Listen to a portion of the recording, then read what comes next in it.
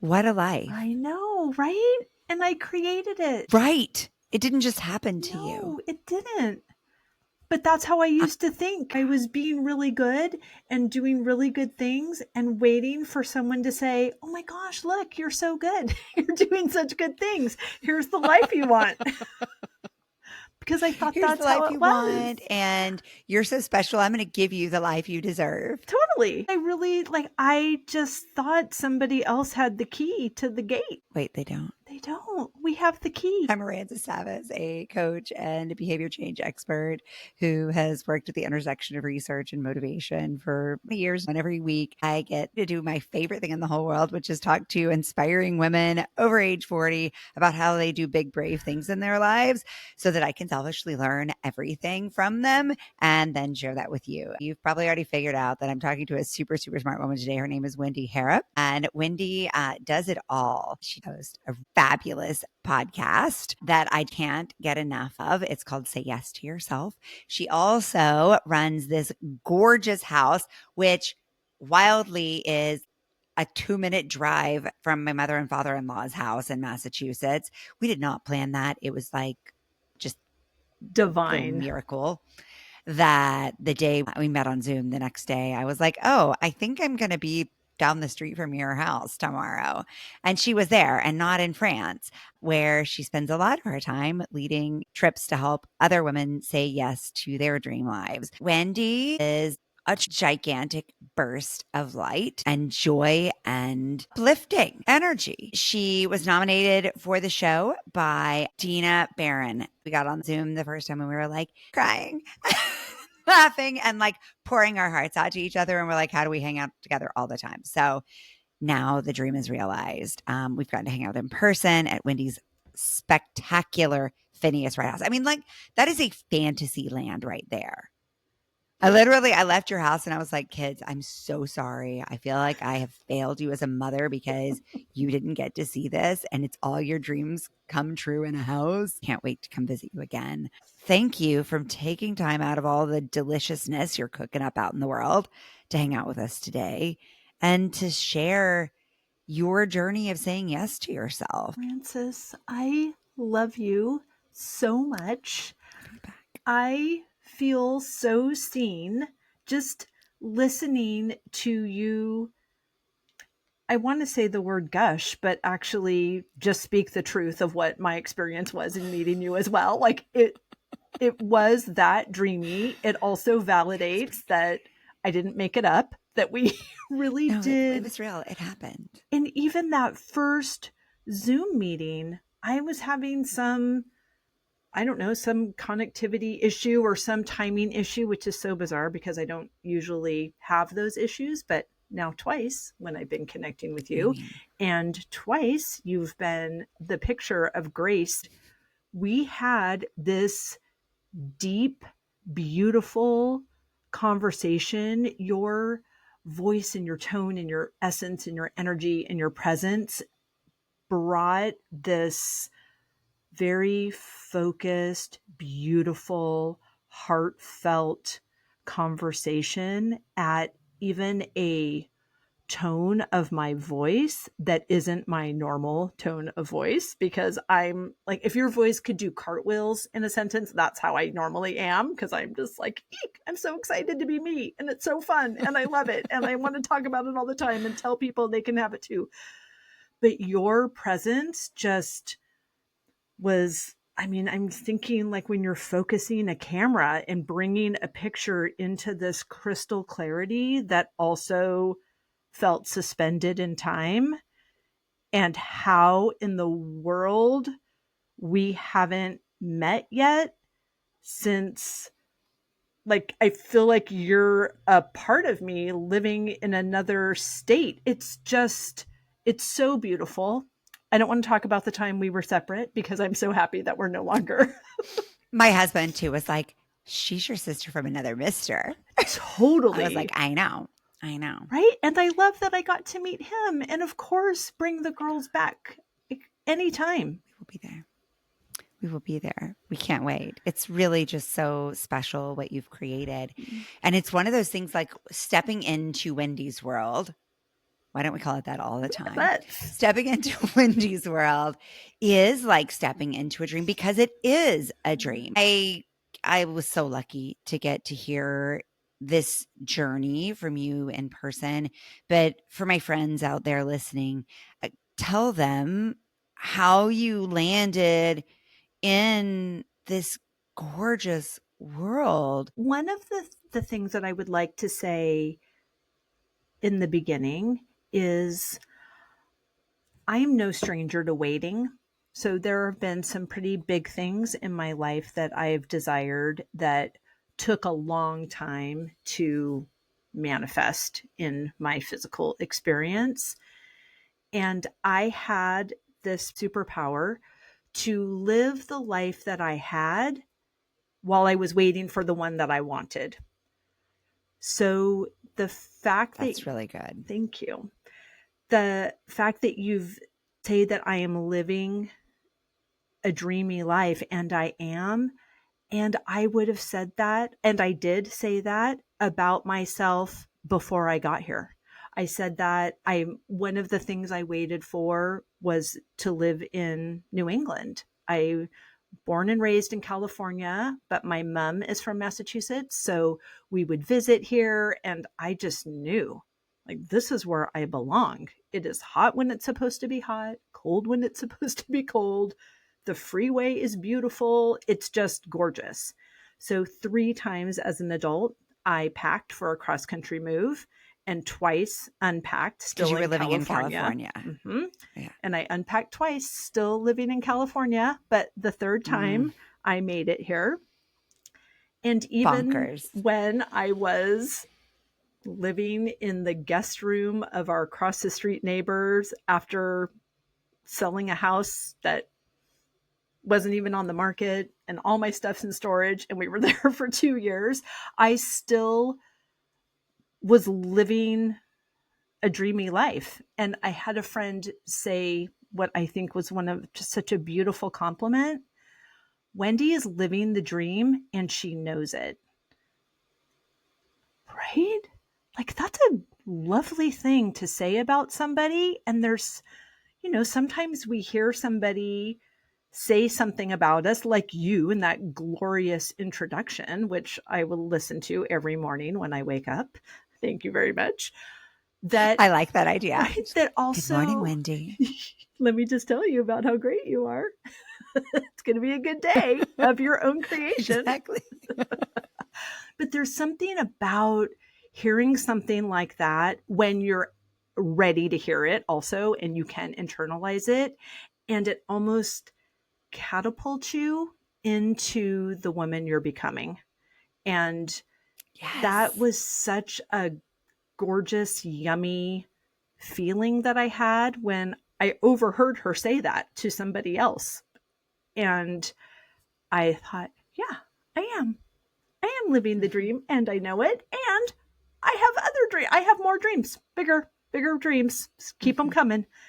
And then the other thing I was waiting for such a long time was to be a mom. So I spent 24 Mother's Days between deciding I was ready to have a baby before someone small moved into our house and called me mom. And that was also a long road, but because I was living the life I had while I was waiting for the one I wanted, I didn't miss out on all of that time. And now I have a magical unicorn of a daughter who is 11, and I'm raising her as a empowered woman in my 50s who actually knows things now. So I'm a better mom to her. So the other thing of getting here is knowing that I have my eyes looking forward, not in the rearview mirror. And I'm not like, well, why did this take so long? And I wish I knew what I know now. That I actually don't.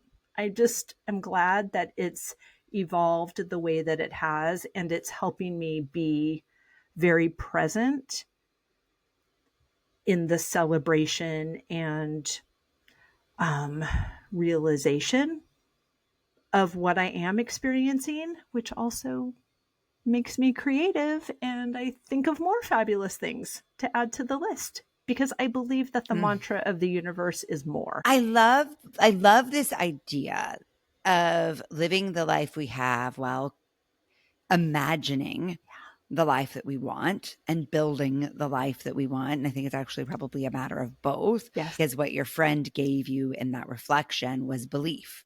There is so much research to show that if we believe that we are capable, if we believe that change can happen, we are more willing to create that change. Yes. Because, I mean, if without hope, we do not invest energy into change. Right. And so your friend just gave you a little boost of external belief by saying, Wendy's already doing this. She knows how to do this. And it makes me feel like, on a very tiny level, the way I felt the first time I ever ran. And I was like the chubby girl in school who had never run and who like cried every time we had to make one little round around the track. And that was the entirety of my relationship with running. I run errands. Was punishment. What's that? I run errands. Run errands. Yeah. Nice. Yeah. I mean, it was just a punishment. It was just something you had to do. And I could never see myself wanting that. And then I ran a block one day and my friend, who was much more fit than me, said, wow, you ran a whole block? And I was like, I sure did. And you know what? I bet I could run too. You know, that gave me chills. Fast forward, I've run 25 marathons at this point, but it was literally because Mike Wamser made me feel like I had been a success with my one block. And I think there is something very similar happening in your story here, and that your friend's acknowledgement helped you perceive what was working so that you could do more of it. Right. Right. What do you believe it now means and looks like to live the life we have? Like, what are we doing and not doing if we're living the life we have while building the life we want? Oh, that's such a beautiful question. Because as I reflected on that compliment, I still believed that I could have these dreams and that my husband or an investor or some person who was going to discover how great I was then going to give me. I love that person. Right. That person's I great. want to do a survey about how many women have thought that there was some external force that was going to come figure it all out. I think all of us. I think you're right. Do men have that? I don't know. I don't know. I really don't. But I don't either. Until I realized, and this is an incredibly recent discovery, like January of 2020 is when somebody again said words that my ears were ready to hear. And they were talking about this concept of agency and about how no one is sitting around thinking of ways to make your life better. You don't need to get someone else's permission. You write your own permission slip. And I was like, what? What a radical notion. I'm her? Oh. Well, if I'm her, I'm done waiting. And I am only available for what delights me. Huh. Oh, how about that for a mantra? Okay, let's try that on. All right. So what? Was it just exciting, or was it also really freaking scary to realize that? It was so empowering. It's like you don't even know that you love Pinot Noir until you have that first sip with that gorgeous braised lamb at the Ritz-Carlton dining room in San Francisco. Like it changed my life. It was something that, and I feel like I still have this curiosity and discovery of, oh my gosh, what else don't I know? What else? What other magic nuggets are there waiting for me? it was like being on an Easter egg hunt and winning the lottery all at the same time. And I am a quick study for something like this. And then I heard another magic sentence that, there are some things that we have to hear over and over and over again until they actually land. And some things we only have to hear once. And this coach, and this was the first time I ever had a coach, so I didn't know any of this. She said, the how is not your responsibility.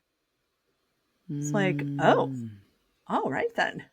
Let me get that journal out then, and let's start making some lists of what this dreamy life looks like. If I am the creator of my own experience, then this. And then I changed it. Since I am the creator of my own experience, then this. So instead of focusing on the how, which gets us stuck in the I can't, I don't have the resources, you went straight to the vision and the what. Yes. So at what point did you realize you were going to have to give up some things in order to create the life you wanted? Well, in real time, because I was, of course, so excited of this newfound information and shared that enthusiastically with my husband, who really didn't have any problem with the way things had been going. And I thought, oh, that's interesting. Maybe I'm not saying it right or as convincingly as I just heard it. So I continued to invite. And then, of course, there was a pandemic and we're all in the same space for a very long time. And I was rising. I was learning all of these things and I was being an uplifter to myself and having these reciprocating conversations with other female entrepreneurs, which I had not done that before either. I had been an entrepreneur my whole life, surrounded by people with corporate jobs, and I thought I was doing it wrong because I didn't follow their path. And then, I mean, it's just like you find someone that speaks your language and then you're all of a sudden not alone. And and then that felt inspiring. And I really had every intention of my husband saying, oh my gosh, this is so great. Yay, you. Go do the thing. Go, Wendy. I believe in you. Right. In fact, I would like to invest in you. But no, he really just wanted everything to stay the same, which I understand. I was breaking a social contract because I had been showing up this way for, at that point, 20 years. And now all of a sudden I took an online course and changed everything. And he was not impressed.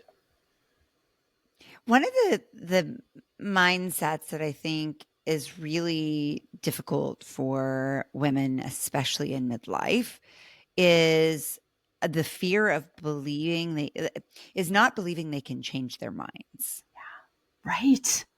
This is what I signed up for, so I guess this is what I signed up for. Yeah. And I'm hearing a little bit of that in this story. Right. Until and I really didn't even, I thought that my only option was to convince him to my new way of thinking and bring him around. And I'm incredibly persuasive. So I thought that that would work. And it wasn't until probably a year and a half in to this new mindset and discovery of agency that I was working with another coach, and I went to this it was like the very first in-person thing during, past the scariest part of the pandemic. And I was so excited to be in a room with other people. And I was really excited because she for sure had the answers of what was going to blow my business up. And she was going to tell me the thing. And I paid the extra money to be at the table, all of the things. And it was my turn for the coaching. And I asked her if I could record it because I wanted to be really present and not have to take notes. And she shut her eyes and took a couple deep breaths, which I thought was odd, but okay. And she said, if you were in full choice, if you were in full freedom, would you be with him? Mm. And I said, I thought we were going to talk about my business. And she repeated it.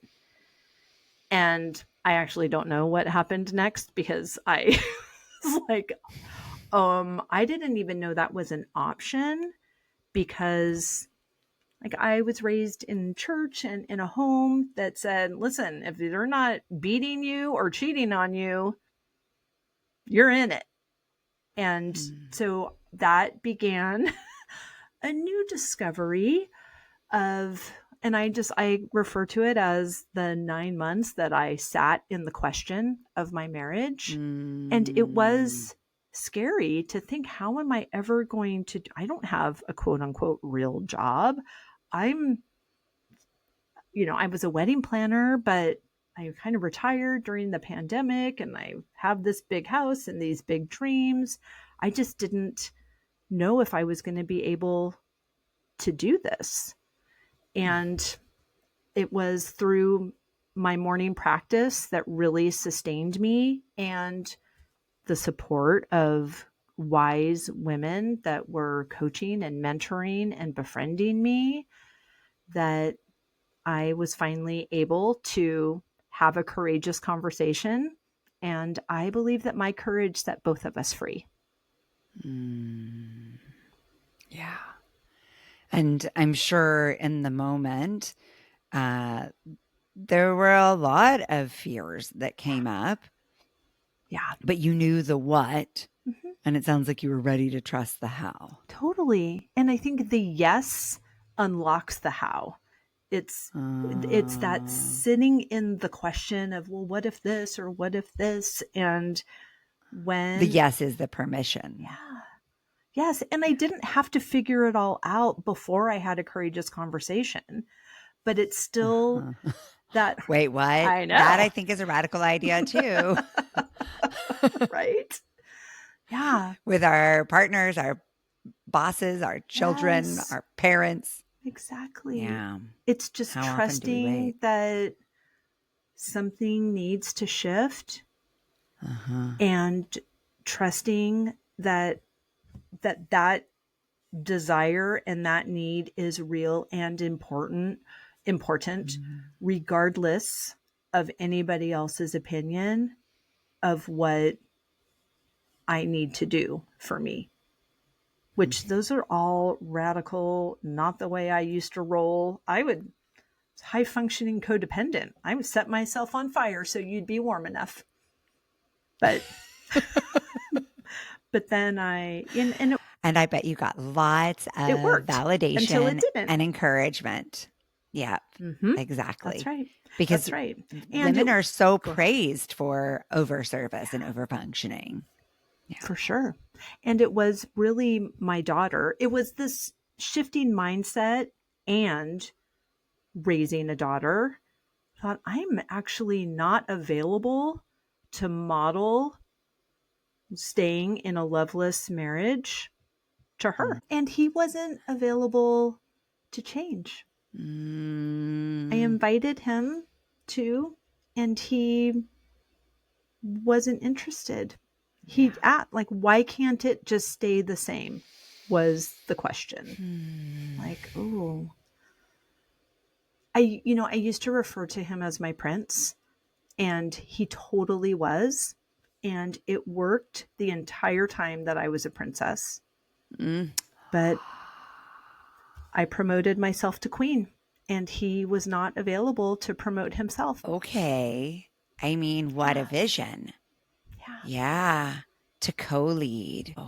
You made the decision to end your marriage. Now, by this point, you had moved to Massachusetts. You were living in the farmhouse. You were renovating it. I think you were a wedding planner at that point, hosting beautiful events in your beautiful space. So And we had Amelia. You had your beautiful daughter. You're like post-pandemic at this point. Yep. And now so 22 years of marriage at this point. 22 years. Yeah. So what did you decide to do? I had, of course, invited him to be in marriage counseling. He said, sure. And then that took 8 months to make an appointment.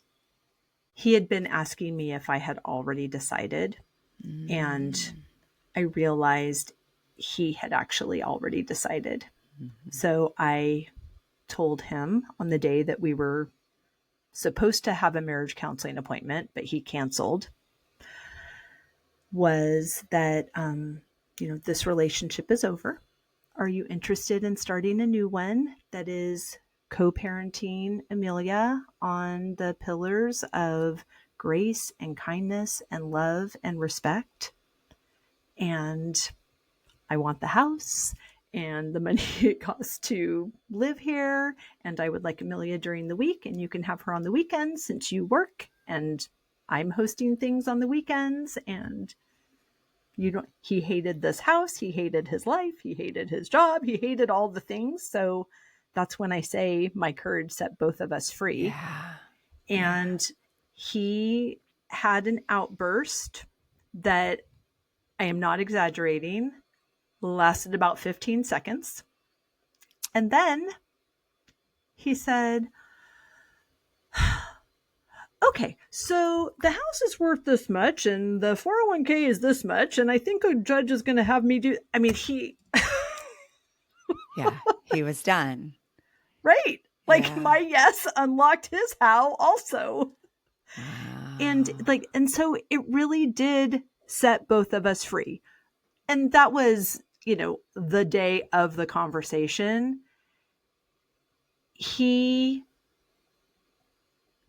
Our divorce has been final for 2 weeks. That was 3.5 years ago.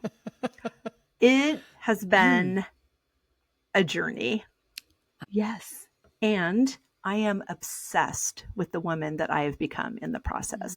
What strikes me about his response is he was tolerating too. Everybody was tolerating. We had been roommates for 15 years. It's not okay. Right. Unless that's what you want. Well, what you're tolerating, you're actually choosing. Yes, exactly.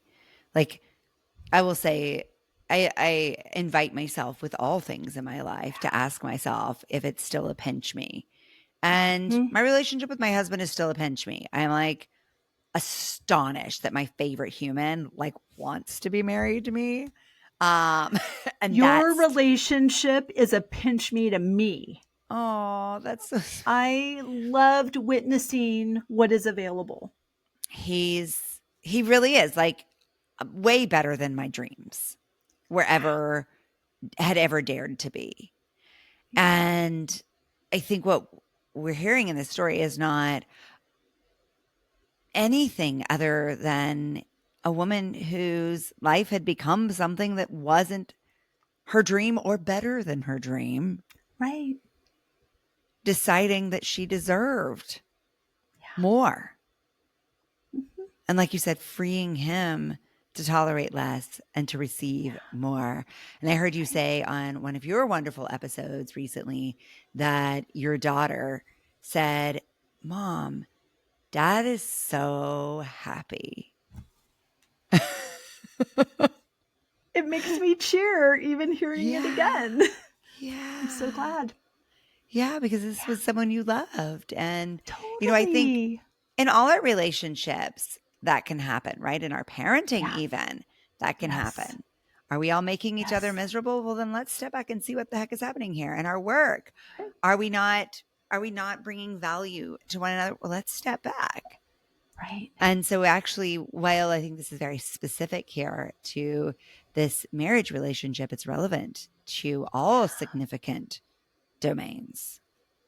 To everything, Yeah. really. You know, the Yeah. permission to course correct, Mhm. the permission to not just, well, this is what I signed up for, so I just have to. Make No, the if best the of it. right, if the pants do not fit any longer, it doesn't matter how much you paid for them. Just wear different That's pants. not true It's for pants. okay.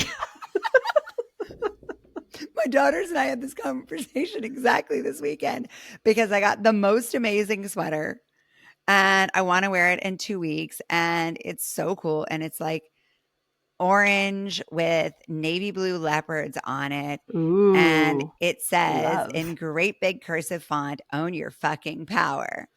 And Shut up. Can you sell those? Please get a I lot mean, of them. I'm going to it's buy that. You need an like affiliate link. so amazing and I'm obsessed with it. And I have orange pants that match it. And I love these orange pants, but they are a bit snug right now. My daughter was like, "Well, it's okay, mom. Just get some other pants." And I was like, "No." Just own your fucking power and fit in the pants. There you go. See if I can mentally get the pants to stretch. You totally can. I'm not sure. This may be the worst metaphor ever. But I you can't wait own your to see fucking that power, sweater. Wendy. I Mhm. can't wait to share it with you. I'm going to wear it in your And honor I next did time we speak not again. have a plan of how this was all going to work out, but I knew, because my commitment to myself is real, Mhm. because that includes a morning practice that is a non-negotiable. I knew I would be led to whatever step I needed to take today, Mm. and that I would trust myself and take that step. Did you always trust yourself, or was it just this like radical reawakening that gave It's that all to you? new. I mean, I guess I thought, I did, but to the level of the consciousness that I was at, and I didn't have the language, I probably would have even outsourced any of my own owning my fucking power to the role of, what I learned in church of, God is strengthened, which I totally believe all of that. I have never felt closer to God and farther away from the church than I do Mm. in this awakening as well. And I'm totally fine with that.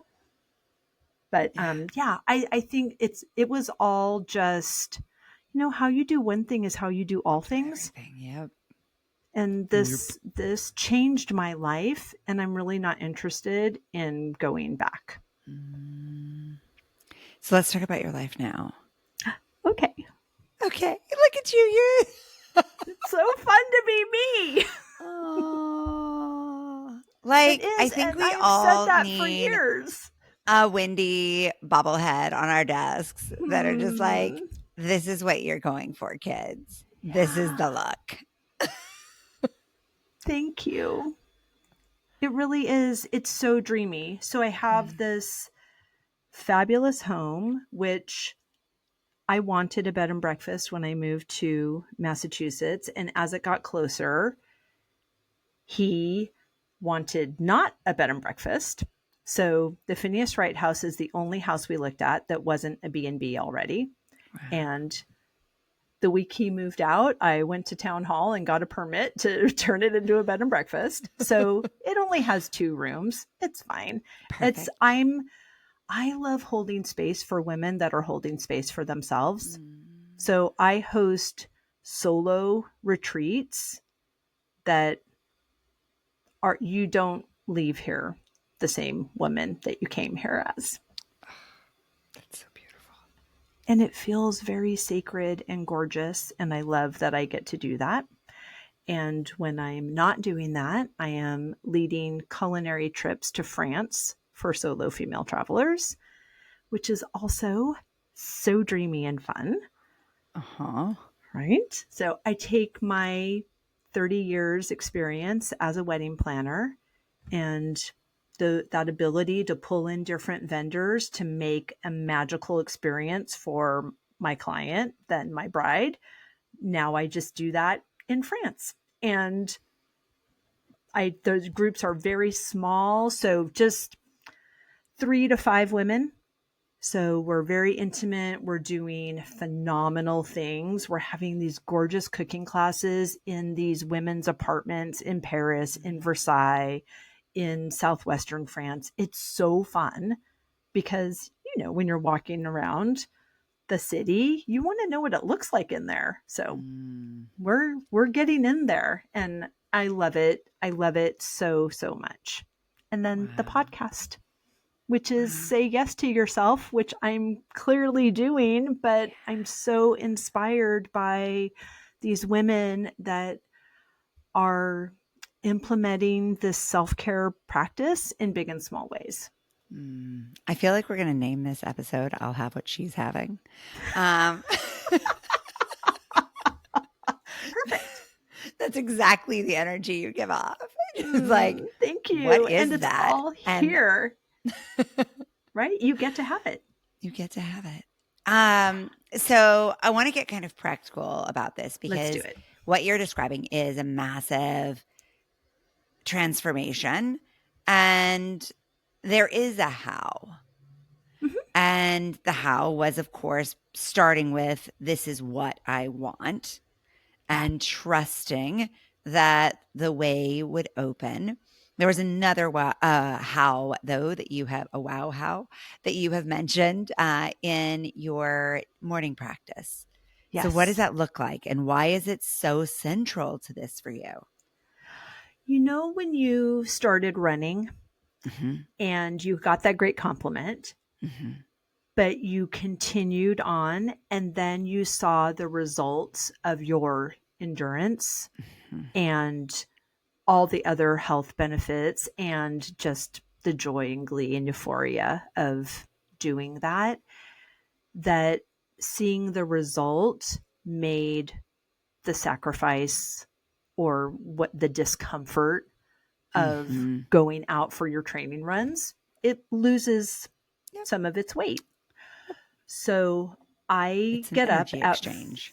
Exactly. I wake up at 4:45 every morning, and that seems very early to a lot of people. But there's something about when you see the result, it's totally worth it to get. And for me, I needed to be complete with my practice by 7 a.m. because then I wake up Amelia. So I get up and I make coffee, and then I journal and I meditate and I read and I do some stretching, which is new. I wasn't always doing that. And I then wake up my daughter for school. She gets the very best version of me. And I'm completely motivated to do it again the next day. But those practices have been, they happened kind of accidentally. But again, I saw the results and I couldn't stop. And that is how what I refer to, just checking in with myself. I trust how I feel. I trust that what I write, I'm processing things. I'm getting it out of my body. Whether it's rage journaling or dreamy journaling, whatever I need in that moment. And then I meditate, so quiet my mind. And some people suggest meditation before journaling. I'm distracted by the thoughts in my head. So when I get them on paper, I feel like, okay, someone's taking notes. So now I can quiet my mind. And then I get these really beautiful ideas that I didn't have before after I meditate. And then like, oh, look, that's fun. I should try that. That sounds great. And then do that, and it's successful or it needs some course correcting. But I know that I'm always going back that next morning and I get another shot at it. Yeah. But I'm also reading these books of, all personal development books. So mastery comes from repetition. Mm-hmm. So all of these things are coming into my mind and my awareness, and it started shifting my word choice. And I started, when I would say something and then I would stop halfway through, I'm like, oh, actually, I don't believe that anymore. That's just a habit. And Mm-hmm. what I really mean to say is XYZ. And it's awkward before it's elegant, but I can say now, 5.5 years in, that I I would not trade any of it. I wouldn't trade before I knew what I know now, and I Mm-hmm. wouldn't trade the process of who I'm becoming. And I'm living my best life every single day. Wow. Yeah. It's so interesting to me how you describe that. First of all, I'll just say that I was somebody who resisted journaling for 50 years. Mm-hmm. It's not like everybody doesn't tell you that journaling is great from like birth on.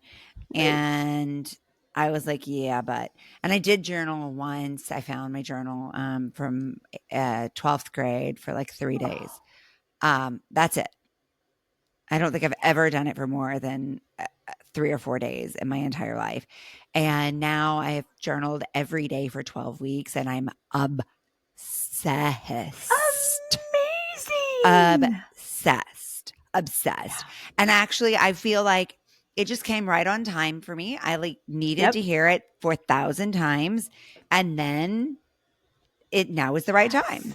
And I think I will Right. get there with meditation someday because am I surrounded by people all day long who demonstrate for me the power of meditation? Absolutely. Is quiet meditation a part of my practice? Never. I run, right? And I run in Mm-hmm. silence, and that is a moving meditation. I do Yeah. think someday I will fold that in. And someday I might wake up earlier and do these things. I don't know.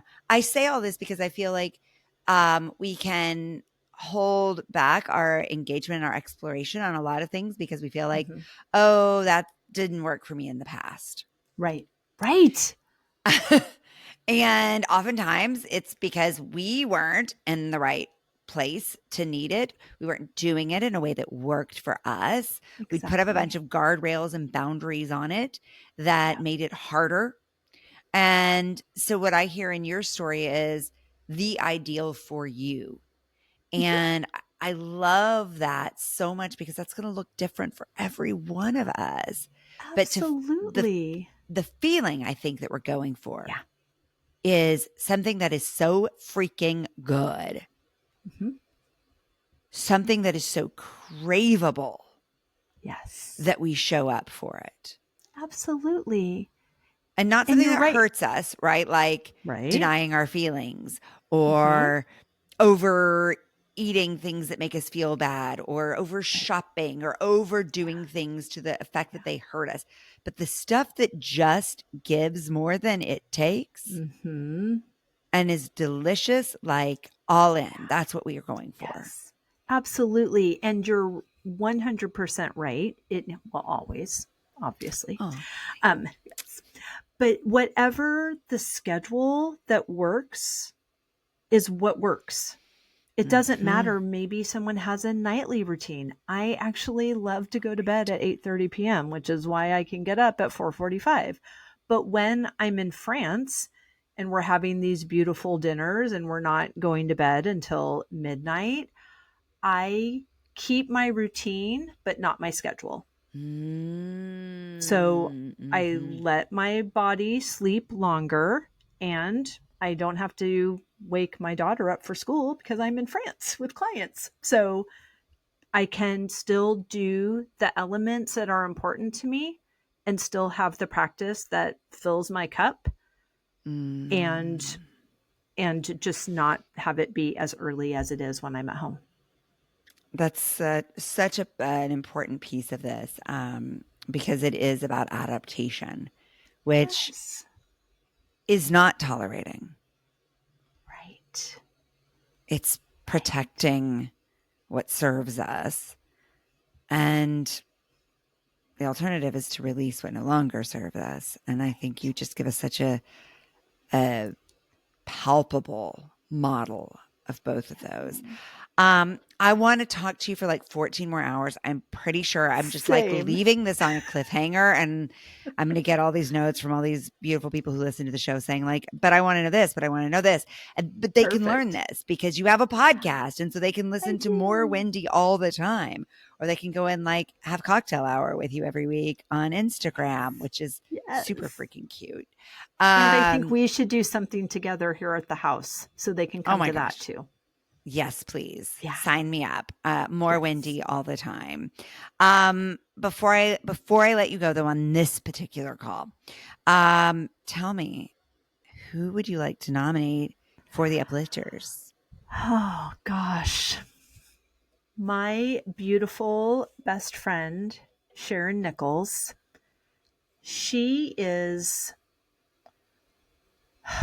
She's so beautiful and so committed to living her best life, to following her bliss, to holding space for herself, for her husband, and for others.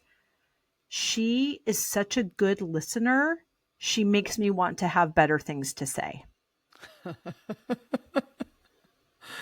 She's amazing. So she's a coach, and she helps women that are transitioning into their next chapter in their full authenticity, their full self, their full power. And she does it like the queen that she is. And she likes to go deep and go shopping. I mean, yeah. Right? It's so fun. I mean, that all sounds fun. While you are living the life you want, I imagine you are still building something new. You bet. So what dream is next for you? Property in France. Okay, that didn't take long to come up with. Nope. She knows. She knows. And I know that because that's a desire that I have, that means it's for me. Yeah. If these dreams are in you, these dreams are for you. That's got to be scary for people to hear. Unless it's in the huge invitation and permission slip. Yeah. I mean, I think there is, though, a lot of resistance comes up for folks. Of course. And I think what you're saying is actually, no, it's true. Well, I mean, you can lobby for your limitations all day long and watch me live your best French life, or you can come with me, or you can create your own. And that's what I feel, not a responsibility, but a desire to talk about these dreamy things. I used to think, ooh, is that mean? Is it mean to talk about how great this life I've created? Because some people just can't have a great life. But that's not true. I believe that if these dreams are in you, these dreams are for you, and that the how is not your responsibility, but you can start with your journal and just start talking about what you want to yourself in that safe place, and then be on the lookout for surprise and delight. It's really freaking energizing. It's so fun. So as uplifters, we love to uplift other uplifters, and no doubt folks are going to want to get more Wendy in their lives.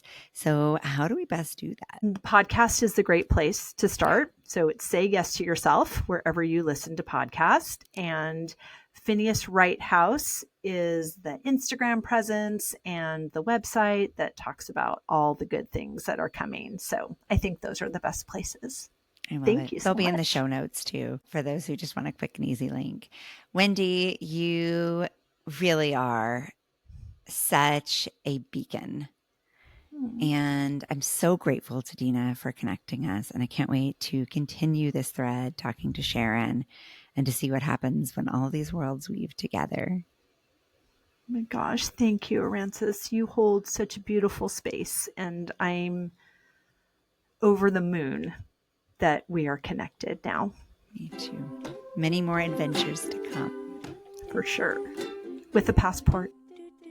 Thanks for watching the Uplifters Podcast. If this inspired you, hit subscribe and tap the bell to stay uplifted. Give this video a thumbs up and share it with someone who needs a little lift today. Big love. Painted water sunshine with rosemary and thyme. Dwell in the perplexing, though you find it vexing. Toss a star and hover, be your own best lover. Relish in a new prime, plant a tree in springtime. Dance with idle hindsight, bring the sun to twilight.